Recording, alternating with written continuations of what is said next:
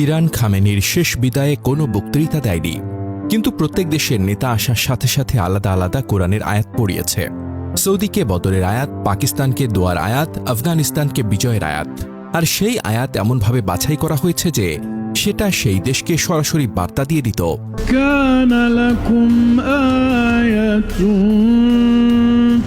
সবচেয়ে বড় চমকটা হয়েছে সৌদি আরবের সাথে। সৌদি আরবের প্রতিনিধি যখন খামেনির কফিনের সামনে আসে, ঠিক তখন সূরা আলে ইমরানের ১৩ নম্বর আয়াত পড়া শুরু হয়, যার অর্থ হল, তোমরা শিক্ষা নাও বদরের যুদ্ধ থেকে। একদল ছিল আল্লাহর পথে যোদ্ধা, আর এক দল ছিল কাফের। আল্লাহ যাকে ইচ্ছা সাহায্য করেন। বদরের যুদ্ধের প্রসঙ্গ তুলে ইরান স্পষ্ট করে দিয়েছে, আমরা আল্লাহর পথে লড়াই করছি।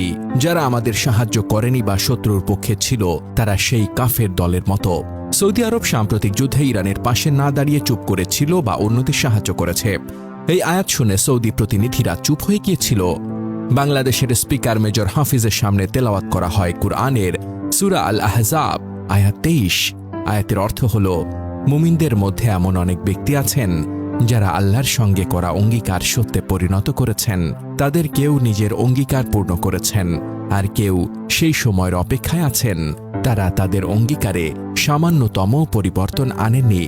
বিভিন্ন পর্যবেক্ষক মনে করেন, বাংলাদেশের প্রতিনিধি দলের সামনে এই আয়াত তিলাওয়াতের মাধ্যমে অঙ্গীকার, দৃঢ়তা, আত্মত্যাগ এবং আদর্শের প্রতি অবিচল থাকার বার্তা তুলে ধরা হয়েছে। লেবাননের প্রতিনিধিদের সামনে তেলাওয়াত করা হয় সূরা মুহাম্মদ আয়াত ৩৭ থেকে ৩৮। এই আয়াতে বলা হয়, যখন মানুষের কাছে ত্যাগ বা সহযোগিতা চাওয়া হয়, তখন কেউ কেউ কৃপণতা করে। পর্যবেক্ষকদের মতে এটি দায়িত্ব পালনে উদারতা ও আত্মত্যাগের গুরুত্বের প্রতি ইঙ্গিত হতে পারে। হিজবুল্লাহর প্রতিনিধিদের সামনে তেলাওয়াত করা হয় সূরা আলে ইমরান আয়াত ১৩৯। অর্থ, তোমরা দুর্বল হইও না, দুঃখিত হইও না। যদি তোমরা মুমিন হও, তবে তোমরাই বিজয়ী। এই আয়াতকে অনেকেই কঠিন সময়ে ধৈর্য, সাহস ও মনোবল ধরে রাখার আহ্বান হিসেবে ব্যাখ্যা করেছেন। ইয়েমেনের হুথি প্রতিনিধিদের সামনে তেলাওয়াত করা হয় সূরা আলে ইমরান আয়াত ১৪৬। অর্থ, আল্লাহর পথে বিপদ আসলেও তারা দুর্বল হয়নি, ভেঙে পড়েনি এবং আত্মসমর্পণও করেনি। এই আয়াত সংগ্রামে ধৈর্য ও অবিচল থাকার প্রশংসা করে। কাতারের প্রতিনিধিদের সামনে তেলাওয়াত করা হয় সূরা আলে ইমরান আয়াত ১৫২ এর শেষাংশ। অর্থ, তিনি তোমাদের ক্ষমা করেছেন, আল্লাহ মুমিনদের প্রতি অনুগ্রহশীল। অনেক বিশ্লেষক মনে করেন, এই আয়াত ক্ষমা, দয়া এবং ইতিবাচক সম্পর্কের প্রতীকী বার্তা বহন করে। পাকিস্তানের প্রতিনিধি দলের জন্য ইরান বেছে নিয়েছিল সূরা আল ইসরায়ের ৮০ নম্বর আয়াত। আয়াতের অর্থ, হে আমার রব, আমাকে সত্য প্রবেশ এবং সত্য প্রস্থান দান করুন এবং আপনার পক্ষ থেকে আমাকে শক্তিশালী সাহায্য দিন। এর মাধ্যমে ইরান পাকিস্তানের সাথে তাদের ঘনিষ্ঠ ও ঐতিহাসিক সম্পর্কের স্বীকৃতি দিয়েছে এবং ভবিষ্যতে আরও সহযোগিতার আশা প্রকাশ করেছে। পাকিস্তানকে বন্ধু হিসেবে সম্মান জানানো হয়েছে। ভারতের প্রতিনিধি দলের জন্য সূরা আলে ইমরান ১৭৩ নম্বর আয়াত তিলাওয়াত করা হয়। অর্থ, যখন লোকেরা তাদের বলল, শত্রুরা তোমাদের বিরুদ্ধে বড় জোট করেছে, তোমরা তাদের ভয় করো, তখন এই কথা তাদের ঈমান আরও বাড়িয়ে দিয়েছে।